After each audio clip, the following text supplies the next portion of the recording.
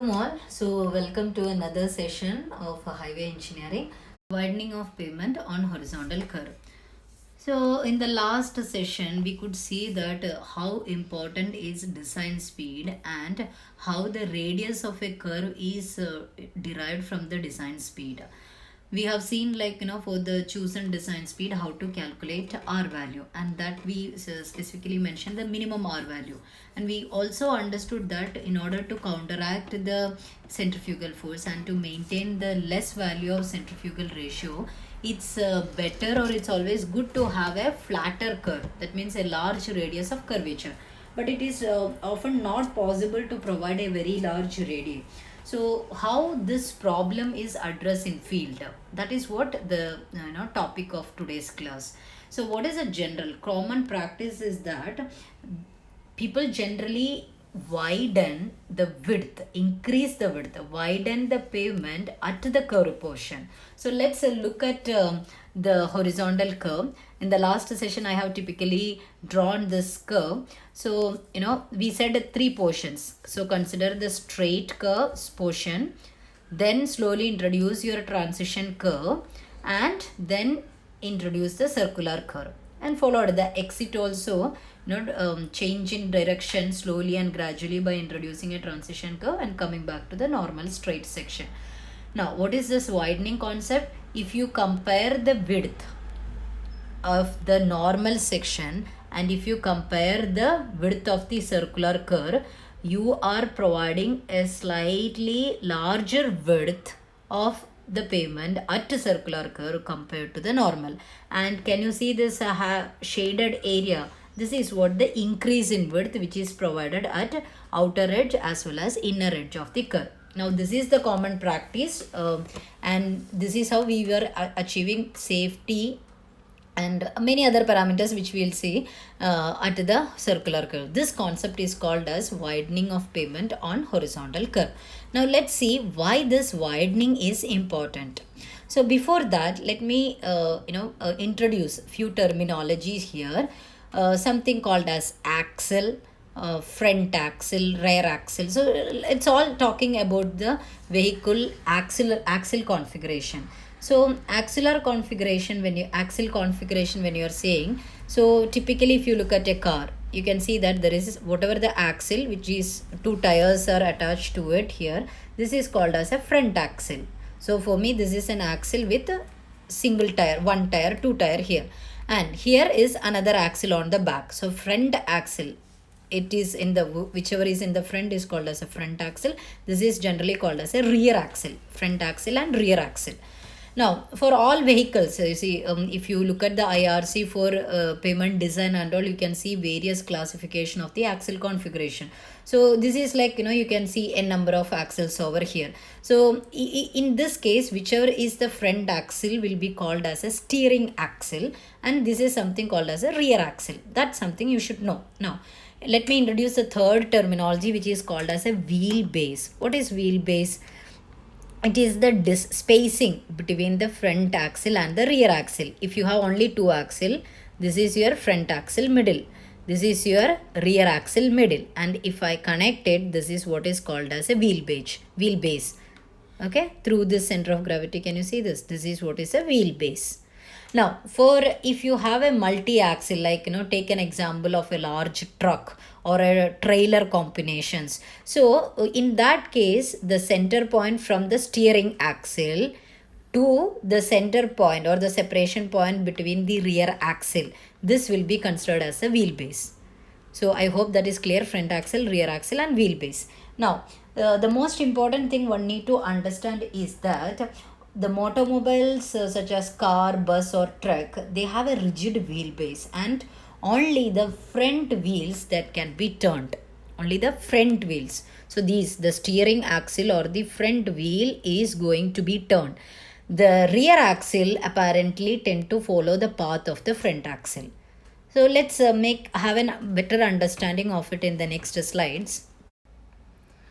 So consider a vehicle movement on a normal road. So it's not on a curve, it's a straight section.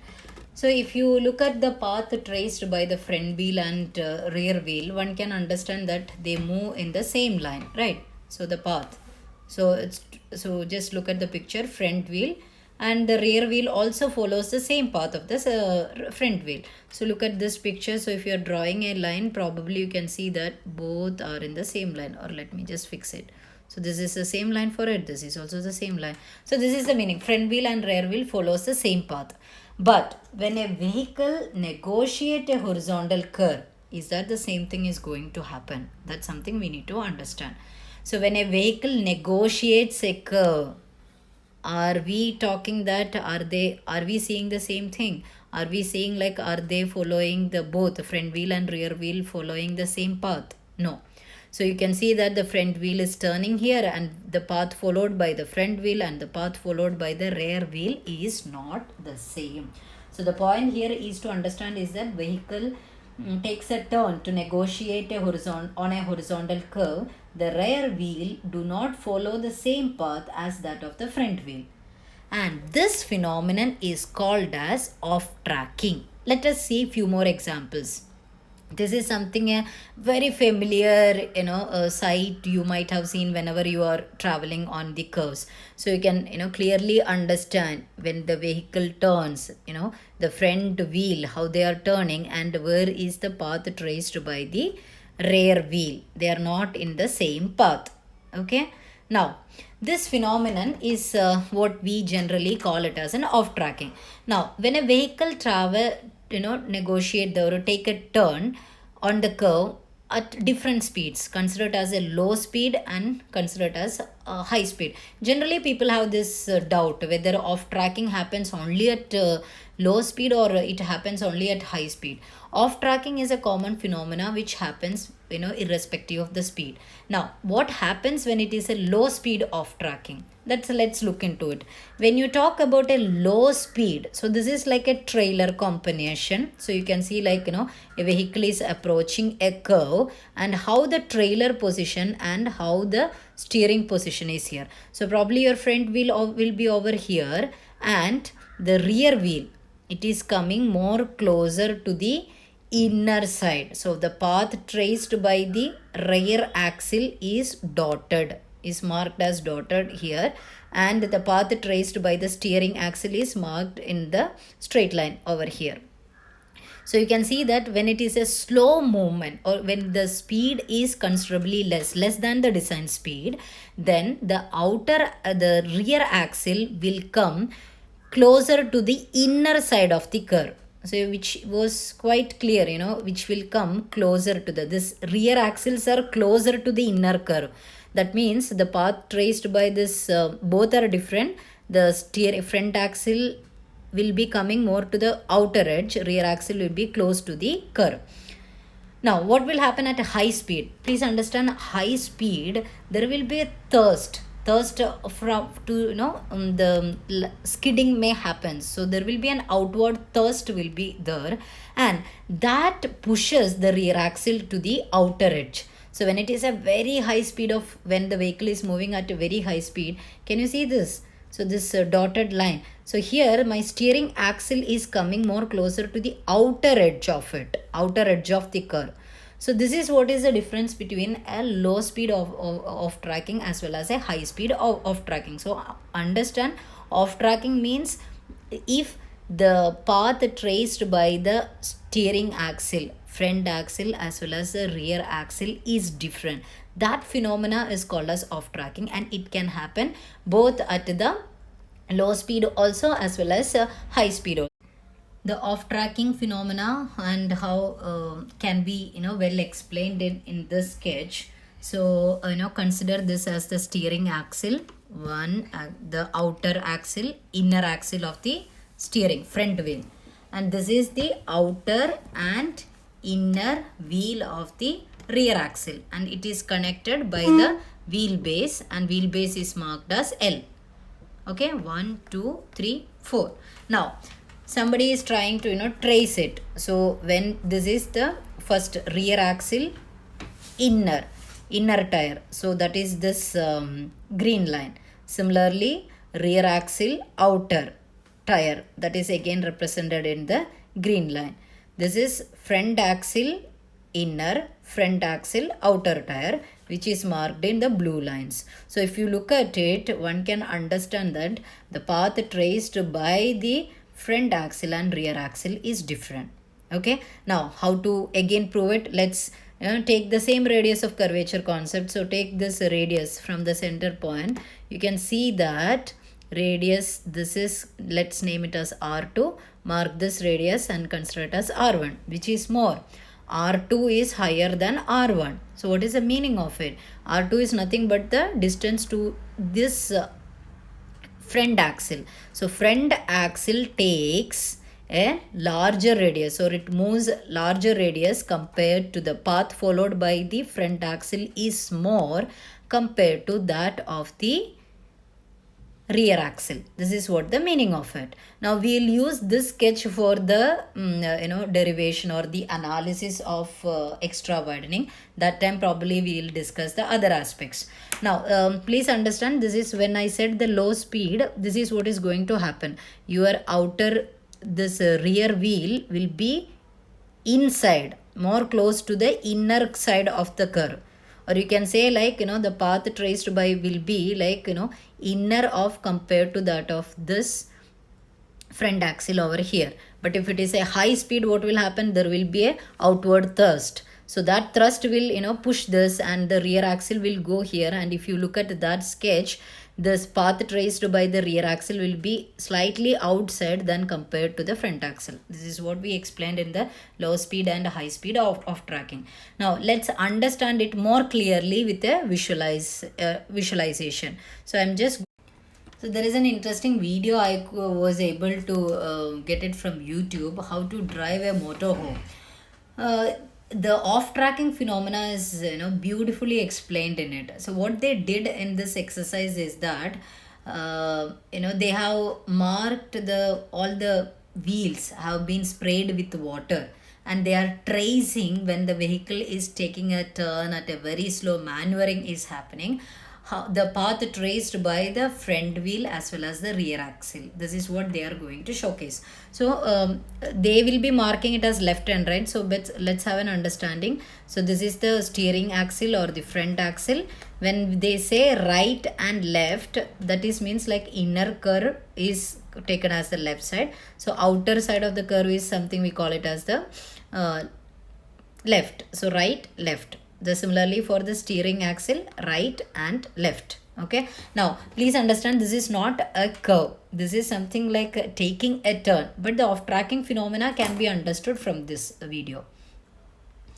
So please have a look at it, how the front axle and how the rear axle is moving, and see the path traced by it. This is the water prints which have been left out. Okay, so that is the right front tire, and here comes the left rear tire, left rear and right front. So you can see this point is very clear, and it tells that there is something called as an off-tracking phenomenon. So you might have understood what is off-tracking, and also realized by this time that it would be better if you widen your pavement at the horizontal curve.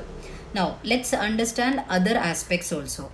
Whenever the vehicle negotiates the curve, especially at the beginning of the curve, they would like to get a larger turning radius. In order to achieve that, people have a tendency to come closer to the outer edge. If you are looking at it, you can actually able to see that all the vehicles are moving outer edge of the curve.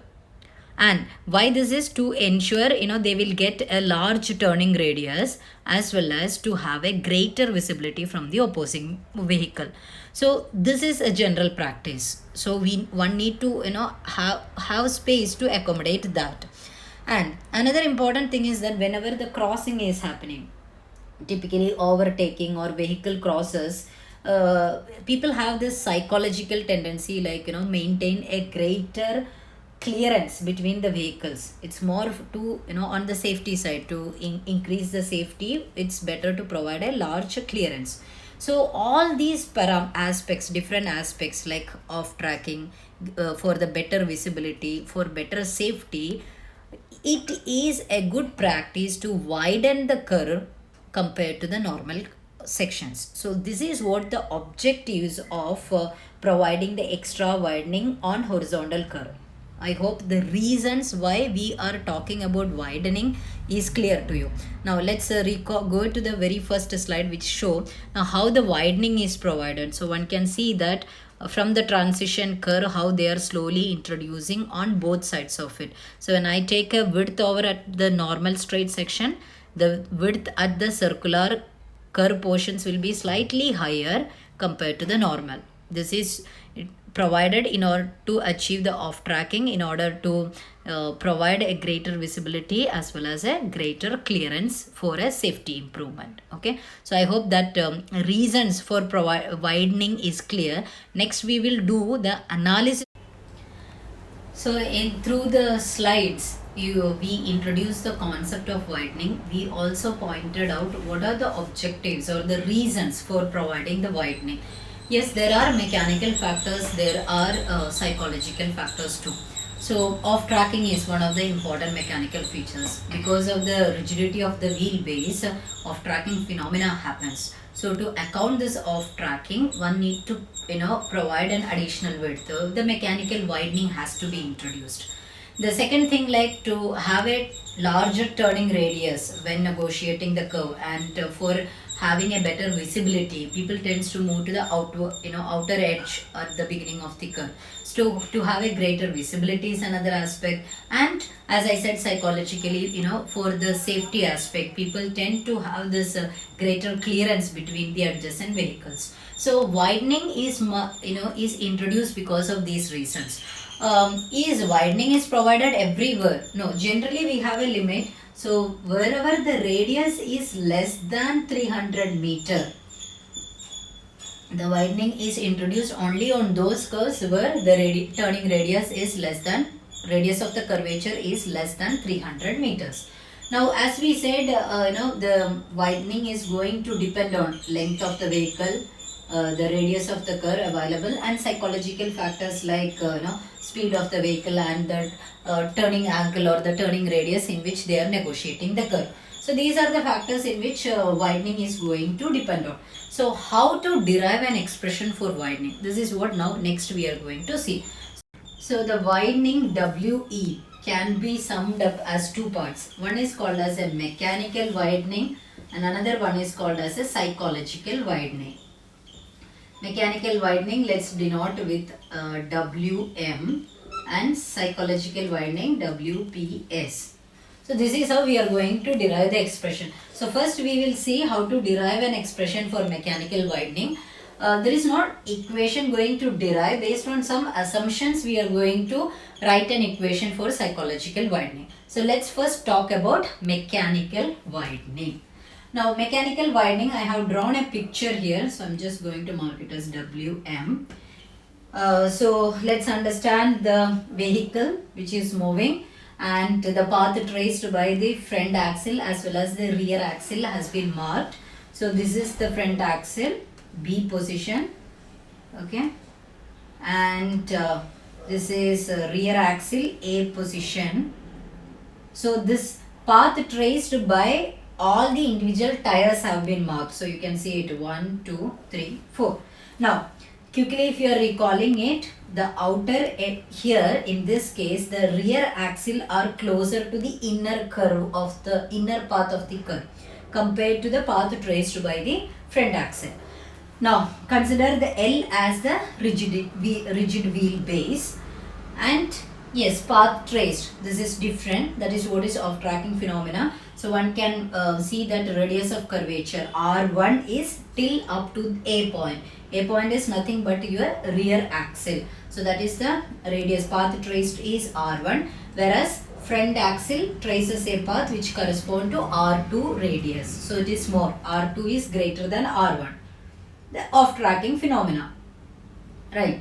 So how much is that off tracking happening? So here let me mark, this is off tracking and this is the width difference. This is what we are going to call it as an mechanical widening to accommodate, to account this off tracking. A path is here, B is here. There is a difference in the path, and this is the distance mechanical widening. So let's write equation. So what is mechanical widening? Mechanical widening is nothing but the difference R2 minus R1. Okay, now so let me mark this as the first equation. Now if you are considering this, just construct a triangle. Okay, triangle O, this is the center point OBA. From triangle OAB. Now, so what is AB? AB is nothing but LBO. I am talking about all the sides, which is R2. AO is R1. So can we write an equation for OB square? OB square is equal to, this side is equal to this plus this, that is AB square plus AOA square. Right. So let's mark in all the ways. OB is nothing but R2. So R2 square is equal to AB is L square plus R1 square. I'm now going to write it for R1 square. So R1 square is equal to R2 square minus L square. This I'm going to write it as the second equation. Second equation gives you a relation R1 square is equal to R2 square minus L square. So just have a look at the first equation. One can write what is R1 from this. So what is R1? R1 is equal to R2 minus Wm. This we are going to substitute, the value of R1 we are going to substitute in the second one. Okay. So I am going to rewrite the second equation here. Instead of R1, I am just going to write R2 minus Wm, the whole square, which is on the left hand side, is equal to R2 square minus L square. A minus B whole square, that is A square R2 square minus 2AB. 2 into R2 into Wm plus B square plus Wm square, that's on the left hand side, is equal to R2 square minus L square.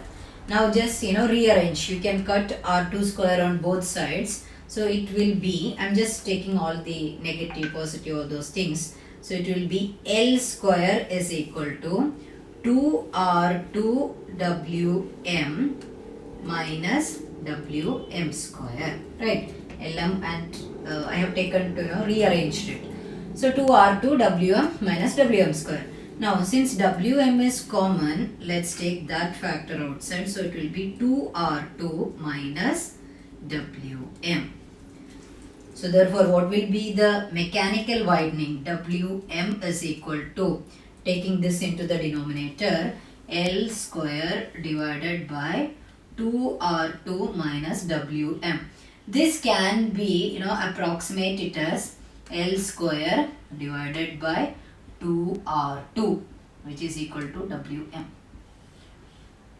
So one can write the equation as Wm is equal to L square divided by 2R2. So this will be considered as the mean turning radius R. Okay. So L square divided by 2R is an expression you can derive for mechanical widening. Please also understand, when we derive this equation, we had then assumption. We considered only the negotiating the curve by one vehicle on one traffic lane, but there are in reality n number of traffic lanes with n vehicles. So this equation, if that is the case, can be rewritten as mechanical widening is equal to NL square divided by 2R. This is the expression one have to use for the mechanical widening. Okay. Now let's talk about the second aspect, that is the psychological widening. Next is the psychological widening. So we have seen that drivers have this tendency to maintain a greater clearance, lateral clearance between the vehicles, to have a good maneuvering and to improve the safety. But how to derive an equation? That's quite difficult here, because psychological widening, as the name indicates, it's psychological, and for each vehicle it's going to depend, because each vehicle will be going to travel in a different speed. So it's going to depend on speed of the vehicle as well as the radius of the curve. So IRC has recommended an empirical relation. So the empirical relation is given as WPS is equal to V divided by descent speed of the vehicle in kilometer per hour divided by 9.5 root r, where r is the radius of curve in meter. So this is an empirical, as I said, it's an empirical relation. So to adding both, that is mechanical widening as well as the psychological widening, let's write the final equation for this widening. So widening of pavement on horizontal curve, W is equal to Wm, which we have written the equation as NL square divided by 2R plus psychological widening V divided by 9.5 root R.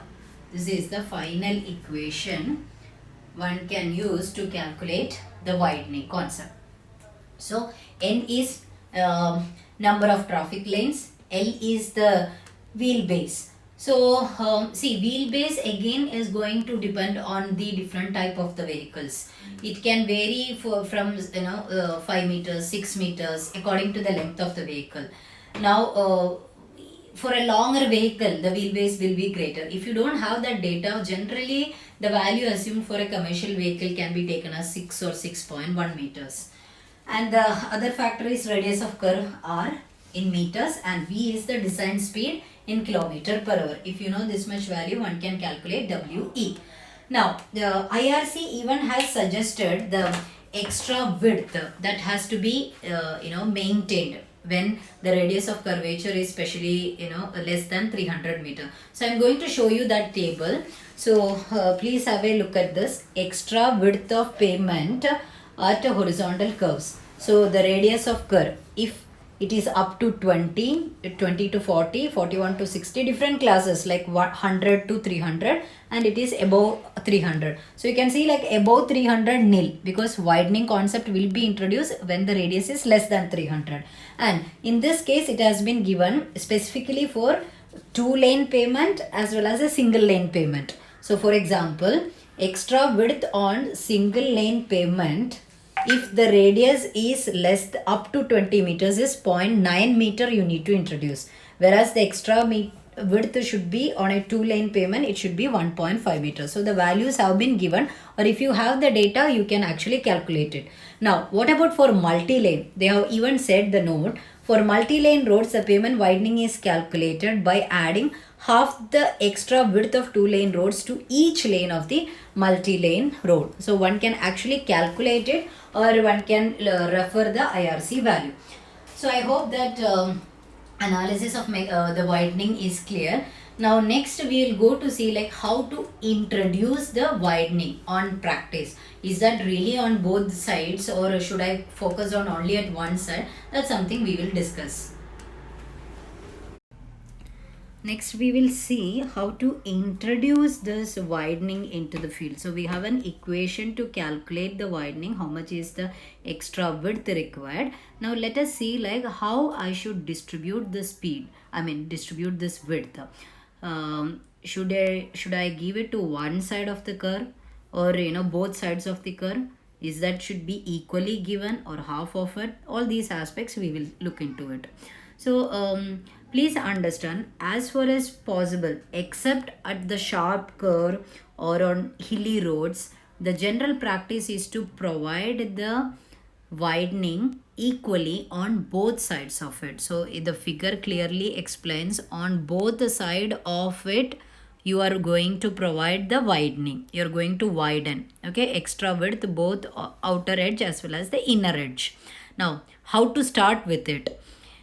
Please understand, you are not giving the full value all of a sudden. So the widening has to be introduced gradually, and it has to be increased in a uniformly at an equal rate on both sides. Now let's see like how, from where we have to start with. So if you are looking into the horizontal curve, one can see that a straight section, transition curve, then the circular curve. Similarly at the exit also it followed by transition curve, then comes the straight section. So as soon as the straight section gets over, let me mark these points A, B, C, D. So A is the end of the straight, B is the end of the transition, and starting of the circular. So once the A ends, slowly at the beginning of the transition curve, slowly introduce the widening. WE value, slowly introduce it and increase it in a uniform rate till the B point. At B, one should reach the maximum value of widening WE. Now, when we say WE, since you are providing on both sides, half of it has to be considered. So, this will be WE by 2 here and WE by 2 here. So, if I am taking a width, payment width here, it will be W. Okay, but if I am taking a width after the transition curve from B to C, I am maintaining the maximum widening, that is W plus WE. Let me showcase it that. I hope now it is clear to you. We are providing WE by 2 on both sides. But as the figure suggests, we are doing it steadily, progressively at a uniform rate. But as soon as we are starting, as soon as the straight section overs and this transition curve starts, and the maximum value of the WE value will be like W plus WE will be maintained throughout the circular curve. So anywhere from this circular curve starting to this circular curve ending, this over this, it will be the maximum widening, W plus WE. This is what the extra widening concept. Now let's look into the another case, whereas on sharp curves of hilly roads, in which the extra widening is provided in full but on restricted to the inner side of the curve. So you can see like how the WE is being introduced here on the circular. Full value but limited to 1. Now here also, if you are looking at the sketch, it will be starting from the W value. This widening value will be gradually starting from the transition, and once you achieve the circular curve, throughout the maximum WE will be there and it will be entered at the end of the transition curve. That is the general considerations in the sharp curve. So it's not always correct that it's to one side or two side. That's something you need to calculate it, and accordingly you need to provide to the site. Now let's look into the examples. So we have discussed the various aspects of widening. So, first we were discussing about the what is widening, what are the reasons or the requirements of widening, and we have derived the equations for calculating the widening, and we have even seen like how to introduce the widening on field. Now let's apply all these informations and to a numerical and have a better understanding. So this is the question. Find total width of a pavement on a horizontal curve for a new national highway to be aligned on a rolling terrain with a ruling minimum radius value. Assume all other data. That means there is a national highway is there, new national highway construction, which is apparently going to be constructed on a rolling terrain. The terrain is rolling, and you need to tell me what is the width required at the curvature part. That is extra widening is something they are asking. So let's first write extra widening. What is the equation for extra widening? It is mechanical widening plus psychological widening, right? Now what is mechanical widening? Mechanical widening is NL square divided by 2R. Psychological widening, it is the equation is V divided by 9.5 root R. This is what equation. So what all the data available, what all the data missing? So that is something first let's see. We know. So as per the data given, it is said it's a national highway and it's going to be aligned on a rolling terrain. So is that giving you any hint? Yes, one can think about the design speed. As per the IRC recommendation for a national highway on rolling terrain, the ruling design speed is 80 km per hour. So we have our design speed V as 80 km per hour. Now national highway, that means 2 lanes, we are taking the minimum width, that is 7 meter width of the pavement having 2 lanes. And what else? Since it is on the curve, we need to talk about how much is the E. Design E value can be considered as 0.07, and f value can be considered as 0.15. Now, is that do we have all the data required to calculate widening? We know what is n, we know L is missing. What is L? L, we said it's going to vary according to the length of the vehicle, but if on absence of the data, one can assume L as 6 to 6.1 meter. So let's consider wheelbase length as 6 meter, generally for the commercial vehicle, L data. So we have L, we have V. What about R? R we don't have, but we can calculate R since we know about the ruling design speed. So recall the equation for R.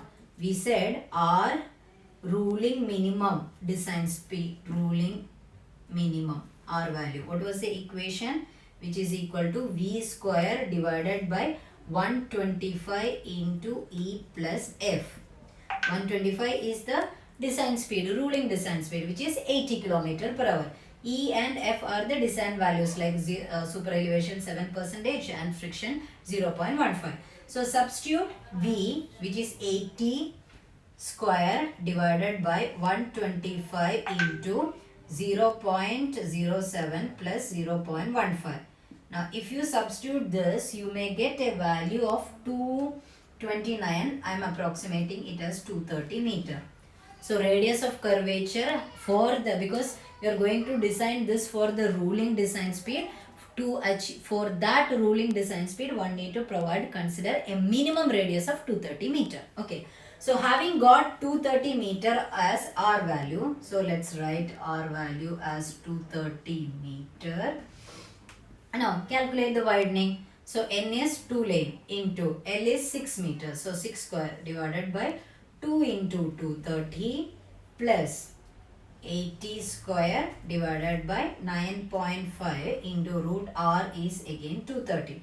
So if you are substituting this, you will get a value 0.71 meter as the extra width. This is the widening. So the total width of pavement at curve will be, what is the existing? 7 meter. That is on the straight path, right? 7 plus 0.71, which is the extra widening width we calculated. So at curve, you need to provide 7.71 meter. Okay. So this is how you need to calculate the widening requirement, or what is the extra width required at the curve. So I hope the concept on widening, the methods, the calculation of widening and the numerical problems, I hope these concepts are clear. If you have any queries on the theoretical background as well as on the numericals, please post your queries. I would be happy to comment on it. Okay, so next session we will see another design aspect. Thank you.